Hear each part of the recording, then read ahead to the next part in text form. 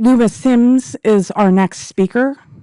She, like George, is at the Ethics and Public Policy Center. But more importantly about Luma, she lives born in Iraq, in Baghdad, lives in Arizona, and every once in a while I make myself call Luma, usually out of the blue. And I always wish that I did it more often, because there are people in your life who, every time you talk to them, you realize, you know, she really believes in Christ, and she really tries to take what he said seriously and see him in the people around her. And so thank you for that witness, Luma. We are imperfect sinners trying to do what the Lord calls us to. Thank you for your efforts on that behalf. And she will talk a bit about immigrant experience, among other things. Thank you, Luma. And thank you again, everyone, for being here.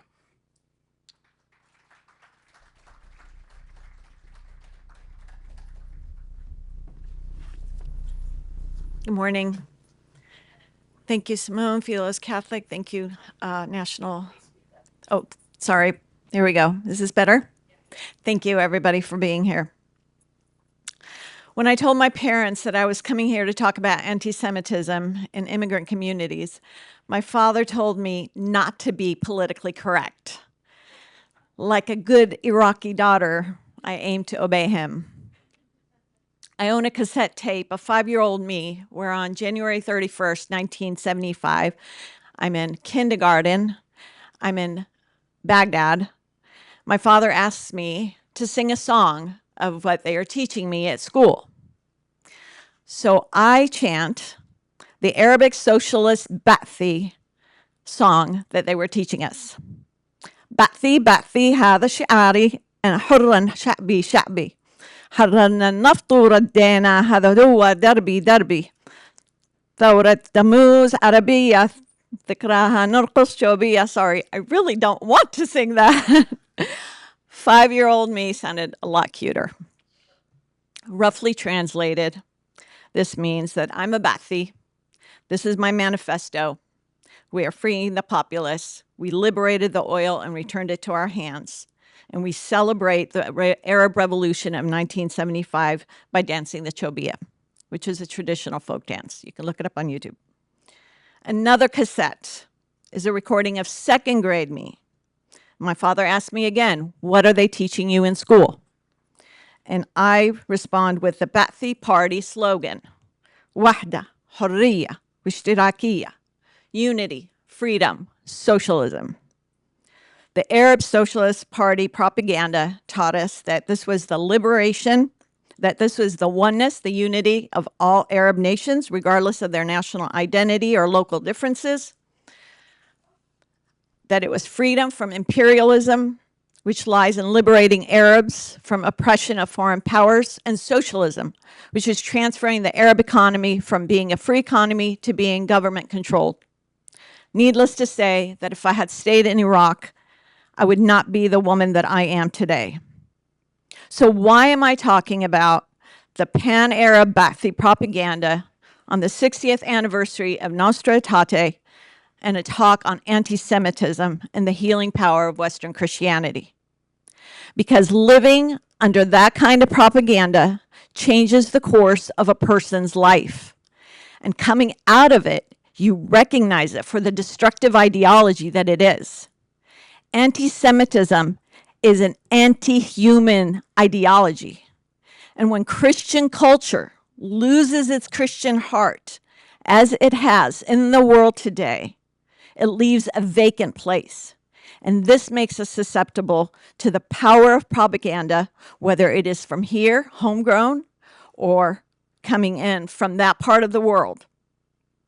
I'm here to help you see what it looked like in the life of someone like me, so you can better understand what's going on in the wider culture, and to remind you that through faithfulness to Christ, we all have the capacity individually and communally to revive, reform, and rebuild the Christian West. because only the Christian West can combat it. I want to say that again. Only the Christian West can combat it. Anti-Semitism has a long history in the Middle East, where I come from. In that part of the world, anti-Jewish sentiment goes back to the Persian vizier Haman and his political machinations to destroy all the Jews, as told in the biblical book of Esther. When Islam conquered the Middle East, it channeled these latent prejudices at times when it became politically convenient to scapegoat the Jews. Under Islam before the 20th century, the Jews were sometimes left to live peaceably as second-class citizens, just like us Christians. The positions of these two minority groups were somewhat similar. There were times of stability and times of cruel oppression. The difference, however, between these two communities is that the Christians were indoctrinated into anti-Semitism, very much like I was indoctrinated with the Ba'athi Party propaganda. Anti-Semitism propaganda exploded when the protocols of the Elders of Zion were translated into Arabic in the early part of the 20th century and found their way into Middle Eastern culture, where anti-Semitic ideology found very fertile soil. My father tells me that there was a joke that was common among Christian Arabs, or we're not really Arab, but I call that Arab world, that there are many different ethnic groups in that area. So here's the joke.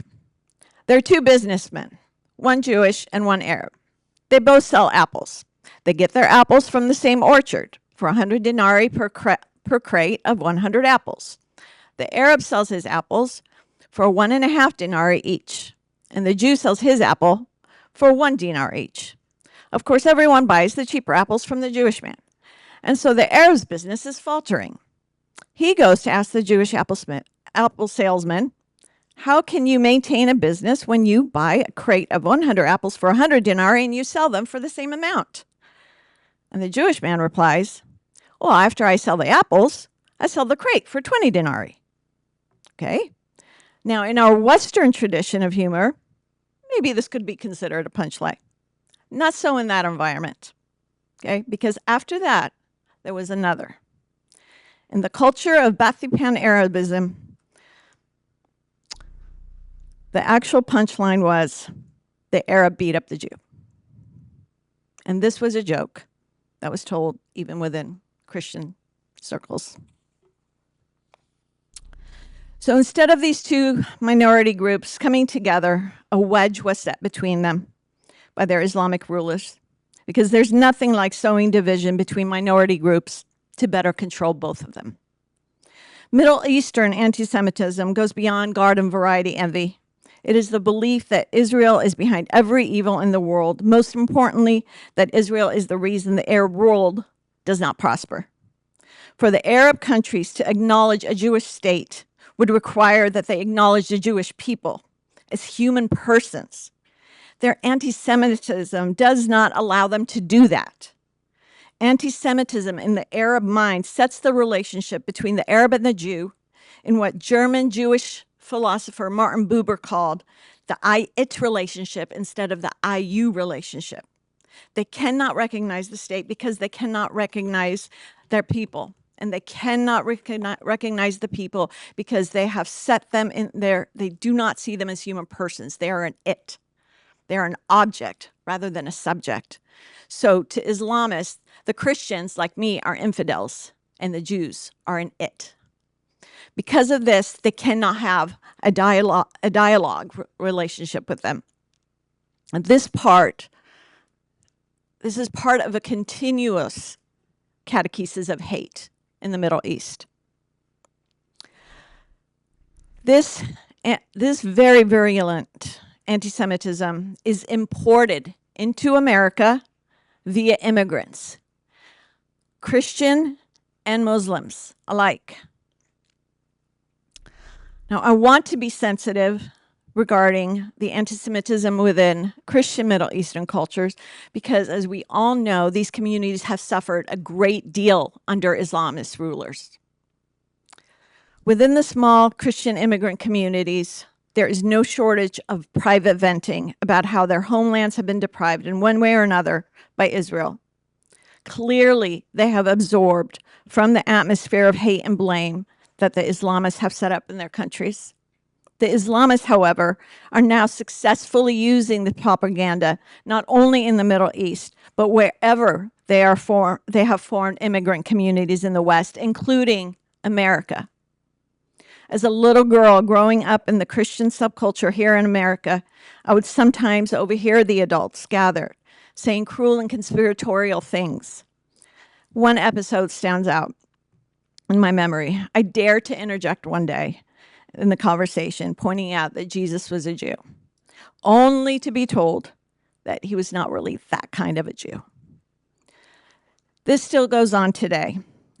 I remember a few years ago in 2019, I'd gone to Israel with the Philos Catholic, and I was talking about it to some friends, immigrant friends. And this man absolutely refused to call Israel, Israel. He'd call it the Holy Lands or Palestine, but he would not countenance that name. It's one thing to see from afar mass mobs demonstrating against Jews or terrorists killing them. It is completely other to hear people you know who are part of your life repeating ideas lifted from the protocols of the elders of Zion. So what broke the cycle of the transmission of anti-Semitism for us, for my family, for me?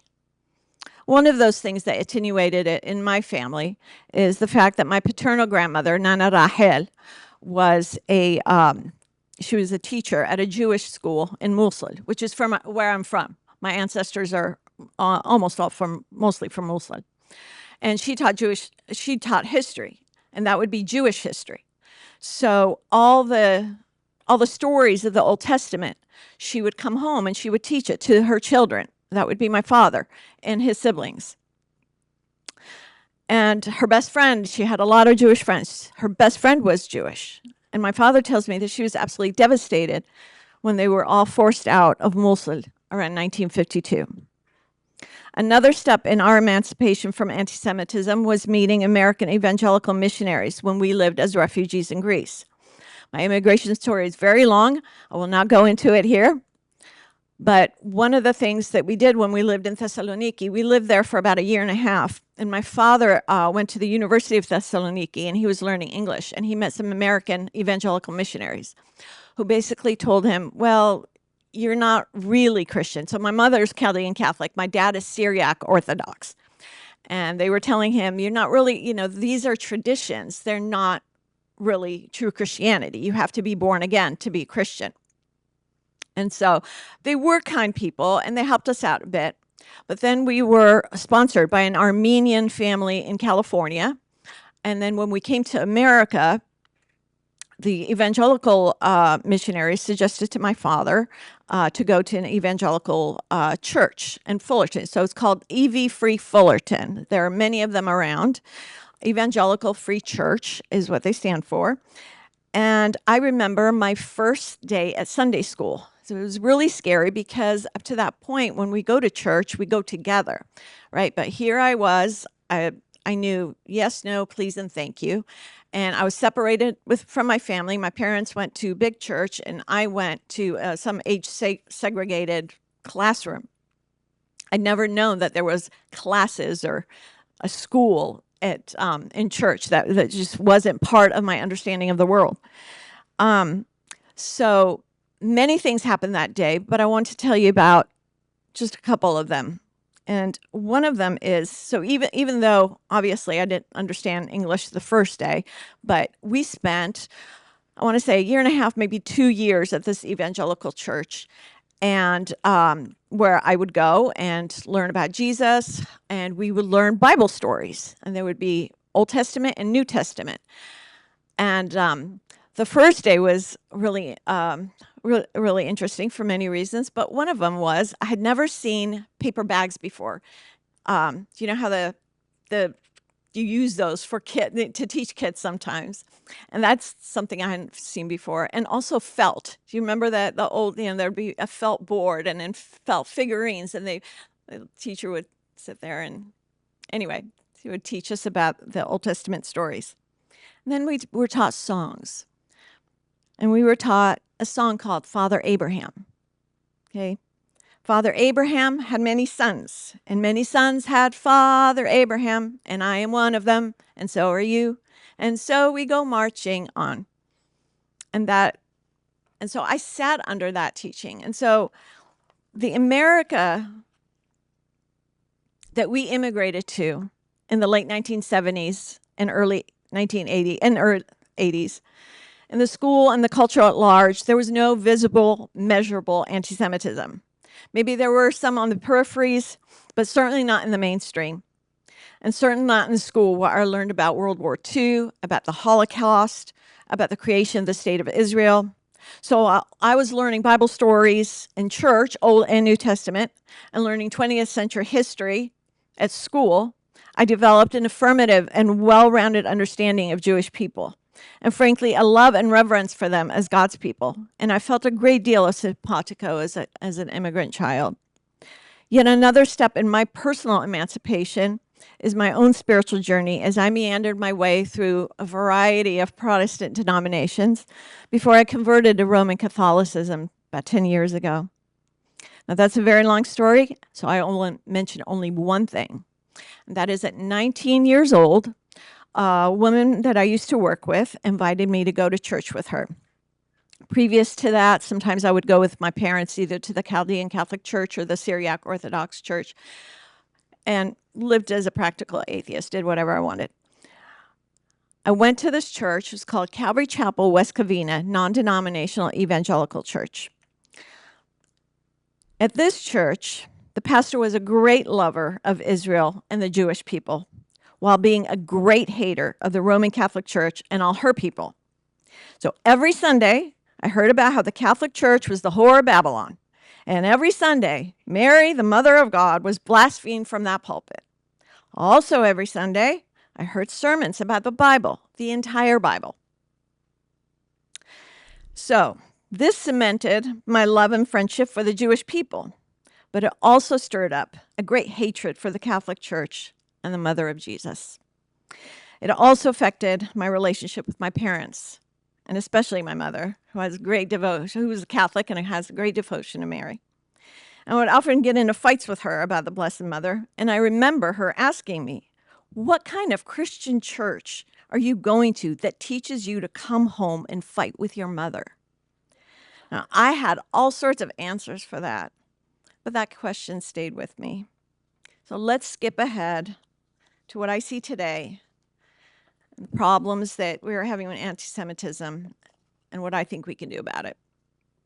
In T.S. Eliot's pageant play, The Rock, the workmen chant, "In the vacant places we will build with new bricks. There are hands and machines and clay for new brick, and lime for new mortar. Where the bricks are fallen, we will build with new stone. Where the beams are rotten, we will build with new timbers. Where the word is unspoken, we will build with new speech. There is work to be done, a church for all, and a job for each, every man to his work." We are in a vacant age. We are in a vacant place, morally vacant place. Russell Hittinger, in a lecture on Joseph Ratzinger, lays out Ratzinger's thesis. Western Christianity inherits two logos traditions, Christianity, and the second is ancient philosophy. And these two are distinct from politics and higher than the state. And Ratzinger's thesis is that in our time, both of these understandings of the logos have been capsized, and that's his word. For a long time now, Western Christianity has been subdued, not by Muslims, Ayaan Hirsi Ali says, but by Christians themselves. This, in my opinion, has created the vacant place. The rise of anti-Semitism is a signal of this vacant place. It is a signal that our civilization is having heart trouble. So to me, there is no question. It is either revive, reform, rebuild, or death. Specifically, that is the revival and rebuilding of Western Christianity through confidence of the Catholic laity. Confidence in our creed and in our traditions. And yes, I say ours, because I'm Roman Catholic. Now, when we turn to Nostra Aetate, we find there are reminders there that there is a bond between us as the people of the new covenant and to Abraham's stock. I read that, it immediately takes me, when I read that, it immediately takes me back to those songs of Father Abraham and to learning those Old Testament stories. Over time, I developed my own reminders that Jesus was a Jewish man, that his mother, the author of the ardent and devoted prayer, the Magnificat, was a Jewish woman, praising God for his faithfulness to Abraham and his children. His earthly father, St. Joseph, was a Jewish man. The apostles were all Jews. They all, as Nostra Aetate says, sprang from the Jewish people. Then the document says, God holds the Jews most dear for the sake of their fathers. He does not repent of the gifts he makes or the calls he issues. And again, since the spiritual patrimony common to Christians and Jews is thus so great, the Sacred Synod wants to foster and recommend that mutual understanding and respect, which is the fruit above all of biblical and theological studies, as well as a fraternal dialogue. Now, Nostra Aetate encourage us to also work sincerely for mutual understanding with Muslim people. But Nostra Aetate is not a suicide pact. The encouragement to work with Muslims, those who are willing to work with us for social justice, moral welfare, peace, and freedom, all these things that Nostra Aetate mentions, does not mean we stand idly by while political Islam rises up and kills our elder brethren, or floods the world with propaganda for global intifada. In Orientale Lumen, St. John Paul II, his apostolic letter to the bishops, clergy, and faithful of the Christian East, he writes, if tradition puts us in continuity with the past, eschatological expectation opens up God's future. This, I believe, can be the key in how we understand Nostra Aetate, living in the tensions today between past and future.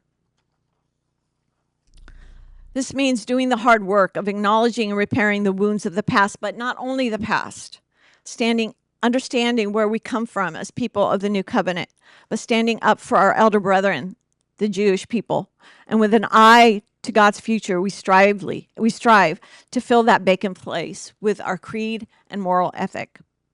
Across his entire body of work, Joseph Ratzinger had an overarching message that through faithfulness in Christ, the church has the capacity within her and the rich patrimony behind her to reform and revive not only herself, but the culture around her wherever she exists. I want to tell a story. When I was first looking into Roman Catholicism, I was like a sponge. Of course, I read George's book. So I was reading, listening, watching whatever I can get my hands on to understand this thing called the Catholic Church. One of the things was Bishop Barron's Catholicism series. And in one of those episodes, he tells a story about Mother Teresa to show the both and tension and the idea of nonviolence or turning the other cheek. He says, and I paraphrase, Mother Teresa walked into a shop one day, and she asked with a little girl, and she asked the shopkeeper, may I have something to eat? Or may I have something to eat for the child? The shopkeeper spit in her face. She responded with, thank you. Now, do you have anything for the child? I want to stay with this example. Suppose the shopkeeper came at the child to harm her. Suppose he took a knife and was about to kill the child. Would Mother Teresa have just stood there and said, oh, well, there's nothing to be done. I just need to turn the other cheek? No. Would she not have rather defended that child with her own life? Now, I'm not saying our Jewish brethren are like children, but I see a lot of quasi-pacifism in our culture today that to me seems like real cowardice. Loving your enemies does not mean empowering them, and charity towards all must first extend to the victims. I'm talking about an obligation that we have as Western Christians to reach back into our heritage and patrimony and find our courage, find the arguments the church has used up and down the centuries to defend those who need defending. And if it by means it means arms, then it does. I may personally be willing to be martyred, but I have an obligation first to defend others against evil. I never have a right to accept death without a fight for someone else. All of us can push back against anti-Semitism today, as soon as we leave here. Remember, as I said, the power of the Old Testament, of the Bible stories in totality, and especially the Old Testament stories. Remember that we all have the capacity, individually and communally, to restart the heart of our culture. Remember T.S. Eliot's words, "Where the bricks are fallen, we will build with new stone. Where the beams are rotten, we will build with new timbers. Where the word is unspoken, we will build with new speech. There is work together, a church for all, and a job for each, every man to his work." I say to you, as I say often to myself, those famous words from St. Pope John Paul II, "Nolite timere." Thank you.